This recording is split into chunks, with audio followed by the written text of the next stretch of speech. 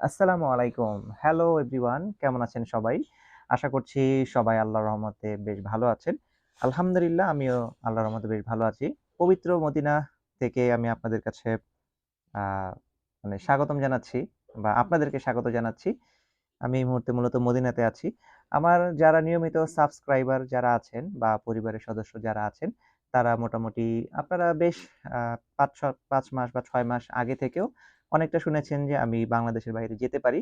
But কোথায় যেতে পারি এটা নিয়ে আপনাদের অনেকের ধোঁয়াশা ছিল। তারপরও আমি বিভিন্ন জনের বিভিন্ন কমেন্টসে সেই উত্তরগুলো দিয়েছি। তো এখন বর্তমানে আলহামদুলিল্লাহ মদিনাতে আছি। তবে আশা করছি শিগগিরই আবার আপনাদের সাথে যারা বাংলাদেশে আছেন তাদের সাথে খুব শিগগিরই দেখা হতে পারে। এখন মূলত আমি আমার রুমের মধ্যেই আছি বসে।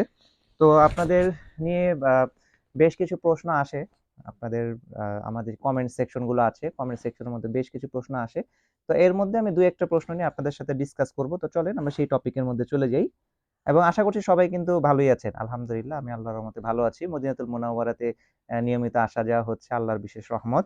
আচ্ছা, আপনাদের প্রশ্নটি একজন ভাই কমেন্টসে প্রশ্ন করেছিলেন যে খুবই কমন প্রশ্ন। প্রশ্নটি ছিল যে দিনে কত ঘন্টা গাড়ি চালালে বা সারাদিন গাড়ি চালালে কত টাকা ইনকাম হতে পারে? বা হাফ বেলা গাড়ি চালালে বা গাড়ি চালিয়ে উবার বা পাঠাও বা রাইড শেয়ারিং করলে কেমন টাকা ইনকাম হতে পারে? তো ওই ভাইটিকে আমি প্রশ্নের মাধ্যমে আ জানিয়েছিলাম যে উত্তরটা জানিয়েছিলাম যে আমাদের বিগত ৫ মাস বা ৬ মাস, ৭ মাস আগের যেই ভিডিওগুলো আছে সেগুলো যদি এনালাইজ করেন মানে বিশ্লেষণ করেন তাহলে সেখান থেকে স্পষ্ট ধারণা পাবেন। এই কমেন্টস এর পরে আমাকে আরেকজন ভাই কমেন্টস করলেন। হয়তো তিনি বিষয়টি বুঝে উঠতে পারেননি। কি পারপাজে আসলে বা কি মিন করে আমি এটা লিখেছি বা কমেন্টের উত্তর দিয়েছি। উনি প্রশ্নটা রিপ্লাই দিয়েছেন এভাবে যে আসলে কি মানসিকতার হলে এই ধরনের রিপ্লাইটা দেওয়া যায়? আচ্ছা, আমি তারপর কমেন্টস এর মধ্যে বড় আকারে এর উত্তরটা দিয়েছি। তো আপনাদেরকে আমি একটু ভেঙে বলি যে কেন আমরা ৫ মাস বা ৬ মাস আগের কয়েকটা ভিডিও পর্যালোচনা করার জন্য বলি। দেখুন রাইড শেয়ারিং সেক্টরের বাংলাদেশের সেক্টরের কথা বলছি আমি। বিষয়টা হচ্ছে এমন, আপনার যেহেতু ৭ দিন আমাদের সারা ওয়ার্লড ওয়াইড কাউন্ট হয় শুক্রবার থেকে পরবর্তী শুক্রবার মানে ৭ দিন। এই ৭ দিনে কিন্তু আপনার ট্রিপের হার বা ট্রিপের পরিমাণ বা ভাড়ার পরিমাণ বা আপনার ট্রিপ কোথায় কম থাকবে বা কোথায় বেশি থাকতে পারে, এগুলো কিন্তু ভিন্নতা আছে। সব জায়গায়, সব দিন এবং সেম সময়ে, সেম আবহাওয়ায় কিন্তু একরকম থাকে না। আবহাওয়ার পরিবর্তন হয়, ভাড়ার রেটও পরিবর্তন হয়, ট্রিপেরও কিন্তু পরিবর্তন হয়। ট্রিপ বেড়ে যায়, ট্রিপ কমে যায়, কখনো গাড়ি সংকট হয়, কখনো গাড়ি বেশি হয়। তো যদি আমি ইন্ডিভিজুয়ালি শুধুমাত্র একদিনের উদাহরণ দিই, যেমন ধরেন আমি উদাহরণ যদি দিই যে হ্যাঁ, শনিবার বা রবিবার আমি ট্রিপের আপনি যদি হাফ বেলা চালান এমন হতে পারে। তাহলে কিন্তু আপনি একটা এক্সাক্ট ধারণা পাবেন না। আপনার প্রশ্নটা থাকে এরকম যে সারা মাস মিলিয়ে বা সারা সপ্তাহে আপনার কেমন টাকা আর্নিং হতে পারে।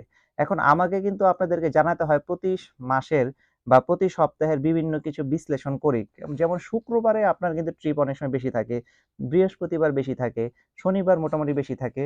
সরকারি বিশেষ ছুটির দিনগুলোতে মোটামুটি কিন্তু ট্রিপ আপনার বেশি থাকে, ভাড়ার রেটটাও বেশি থাকে। আবার কিন্তু অপরন্তু দেখবেন যখন বৃষ্টি থাকবে, অনেক বৃষ্টি থাকে, আবহাওয়া খারাপ থাকে, অনেকে গাড়ি বের করেন না, গাড়ির মালিকরা বের করেন, ড্রাইভার বের করেন না গাড়ি। তখন কিন্তু আবার দেখা যায় আপনার ভাড়ার রেটটাও কিন্তু চেঞ্জ হয়ে যায়। আবার অনেক সময় দেখবেন যে আপনার গাড়ি রাস্তায় প্রচুর পরিমাণ আছে। তখন কিন্তু আপনার যাত্রী সেই তুলনায় নেই। তখন কিন্তু আপনার দেখা যায় ভাড়ার রেটটাও কিন্তু কমে যায়। বুস্ট কমে যায় বা যেটাকে আমরা বলি সার্জটাও কমে যায়। সার্জ কমে গেলে তখন আমাদের কিন্তু ভাড়াটাও আপনার কিন্তু উবার পাঠানোর ক্ষেত্রে কম আসে।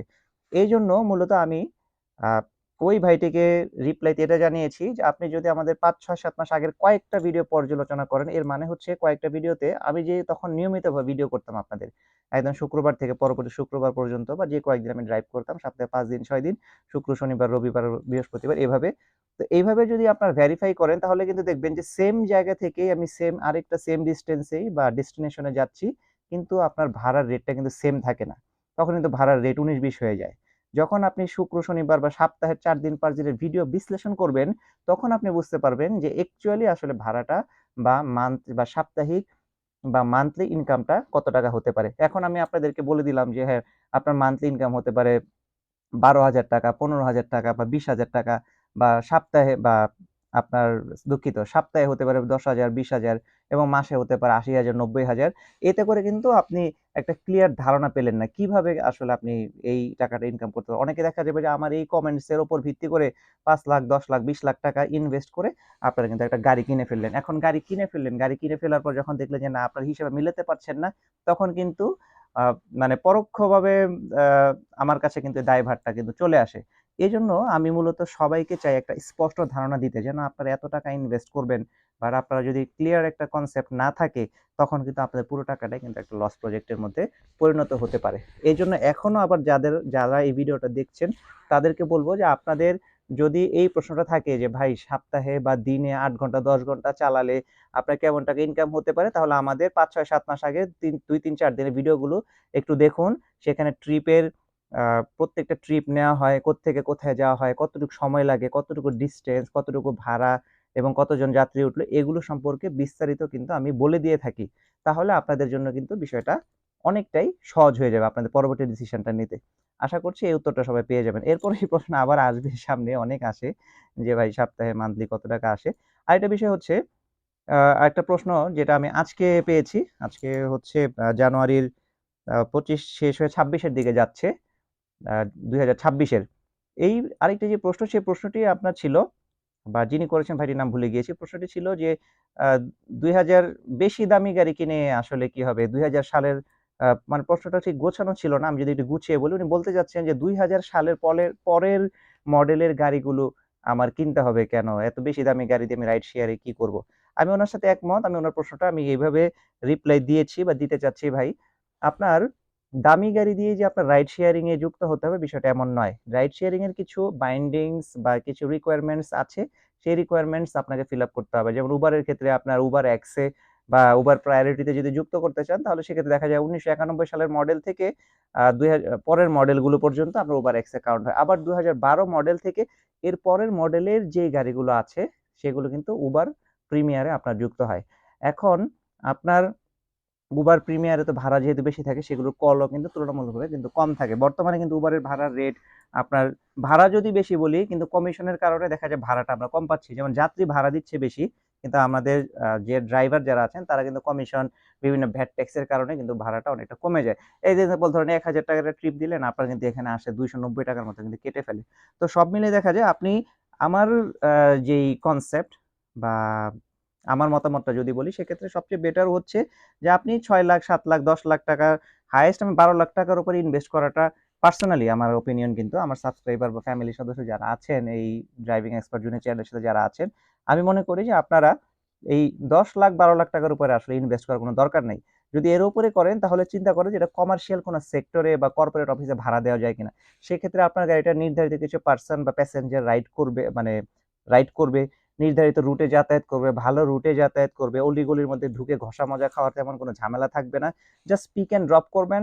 আপনার গাড়ির মান্থলি একটা ভাড়া ৩০,০০০, ৩৫,০০০ টাকা পেয়ে যাচ্ছেন। ড্রাইভার যদি আপনি নিজেই থাকেন, সেক্ষেত্রে ১৮-২০,০০০ টাকা, মানে ৫০-৬০,০০০ টাকা আপনার গাড়ি কিন্তু অল্প রান করেই পাচ্ছে। আর সপ্তাহে আপনি দেখা গেল অফিস রান করে বাংলাদেশে মূলত আপনার দেখা যায় ৫ দিন বা ঊর্ধ্বে ৬ দিন অফিস করে। আর একদিন যদি আপনার কাছে গাড়ি থাকে, সেদিন আপনি রেস্টও নিতে পারেন, বা চাইলে সেদিন আপনি ১ টা ২ টা ট্রিপও মারতে পারেন। তো এটাও কিন্তু আপনার জন্য ভালো একটা ওয়ে। কিন্তু যদি রাইড শেয়ারিং এর জন্য, মানে আমি প্রেফার করি না যে আপনি ২০ লাখ ৩০ লাখ টাকা দিয়ে একটা হাইব্রিড এগুলো ইত্যাদি গাড়ি নামায় ফেলেন। আপনি মিনিমাম বাজেট দিয়ে স্টার্ট করেন। বাংলাদেশের কালচার বোঝেন, আর যেহেতু সামনে নির্বাচনের মাস শুরু হচ্ছে, মানে এখনো নির্বাচনের বছর তো শুরু হয়ে গিয়েছে। এই সময়গুলোতেও একটু অস্থিরতা থাকে রাজপথে। সবকিছু মিলিয়ে আপনার ইনভেস্টমেন্ট কিন্তু অনেক কিছু চিন্তা করতে হবে। সামনে ইনশাআল্লাহ আমি আ বাইক রাইডিং এর রাইড শেয়ারিং সেক্টর গুলো নিয়ে একটু কাজ করব। আমি সরাসরি আপনাদেরকে লাইভ দেখানোর চেষ্টা করব। গাড়ি দিয়ে যেভাবে আমি লাইভ আপনাদেরকে দেখিয়েছি, ট্রিপ রিসিভ, তারপরে কমপ্লিট করা, ভাড়া, তারপরে উবার কমিশন বা পাঠাও কমিশন, বা এক্ষেত্রে আপনার তেলের খরচ, রাস্তার যে আপনার ফুড কস্ট, সবকিছু মিলিয়ে যে অ্যামাউন্টটা আমার ব্যয় হয় এবং আয় হয়, এগুলো নিয়ে ডিসকাস করব। যদি আপনাদের এই ব্যাপারে আরো কারো জিজ্ঞাসা থাকে, আমাদেরকে বলতে পারেন। আমি এগুলো নিয়ে আপনাদের সাথে জানানোর চেষ্টা করব। তবে আপনাদের পরিশেষে আবার বলতে চাচ্ছি যে আপনারা দিনে কত টাকা ইনকাম হয়, মাসে কত টাকা ইনকাম হয়, এর অ্যাকচুয়ালি সদুত্তর কোনো ফিক্সড অ্যামাউন্ট নেই।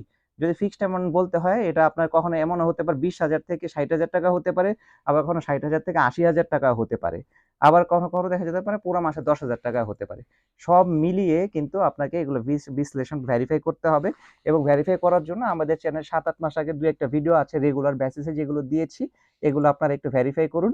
তাহলে দেখা যাবে আপনাদের জন্য মোটামুটি ইজি হয়ে যাবে। তো ভিডিওটা অনেক বড় হয়ে গেল। আমি খুবই দুঃখিত। আর সামনে কিন্তু অবশ্যই ইনশাআল্লাহ বাইক রাইডিং এর টপিক নিয়ে আপনাদের সাথে ভিডিও আসতেছে এবং পাশাপাশি ড্রাইভিং সেক্টর নিয়েও কিন্তু কাজ করব। অনেকেই ড্রাইভিং শিখতে চেয়েছিলেন আমার কাছে, শেষের দিকে আমি বাংলাদেশের বাইরে চলে এসেছি। তাদেরকে শেখাতে পারিনি। ইনশাআল্লাহ যারা ড্রাইভিং শিখতে চাচ্ছেন তারা কমেন্ট সেকশনে জানাতে পারেন। আমি ভেবে-চিন্তে দেখে একটা ওয়ে আপনাদেরকে জানাবো। আর পরের একটা ভিডিও যেটা আছে সেখানে একটু জানাবো যারা ড্রাইভিং স্কুল ওপেন করতে চান বা কিভাবে রেজিস্টার্ড ইন্সট্রাক্টর হবেন, এটা নিয়ে আমি আপনাদেরকে আজকে বা কালকের মধ্যে একটা ভিডিও দিয়ে দিব। আর এই ভিডিওটা আপনারা আশা করছি অনেকদিন পরে যেহেতু এমন একটা ভিডিও দিয়েছি, অনেক ইনফরমেশন এখানে আছে। আপনারা দয়া করে অনেকগুলো কমেন্টস করবেন এবং চেষ্টা করবেন এই ভিডিওগুলো সবাই সোশ্যাল মিডিয়াতে ছড়িয়ে দেওয়ার জন্য যেন অনেকের কাজে আসতে পারে। আর যদি কোনো ভুলভ্রান্তি থাকে আমি খুবই সরি, মিস্টেক হতেই পারে। মানুষ মাত্রই ভুল। আমি এর বাইরে কেউ না। তো অনেক রাত হয়ে গিয়েছে। আমরা ঘুমানোরও টাইম হয়ে গিয়েছে মূলত। এখানে শেষ করছি। তো সবাই ভালো থাকেন। ড্রাইভিং এক্সপার্ট জুনাইদের চ্যানেলের সাথে থাকার জন্য আপনাদেরকে ধন্যবাদ জানিয়ে আজকে এখানে শেষ করছি। ভালো থাকেন, সুস্থ থাকেন। আসসালামু আলাইকুম।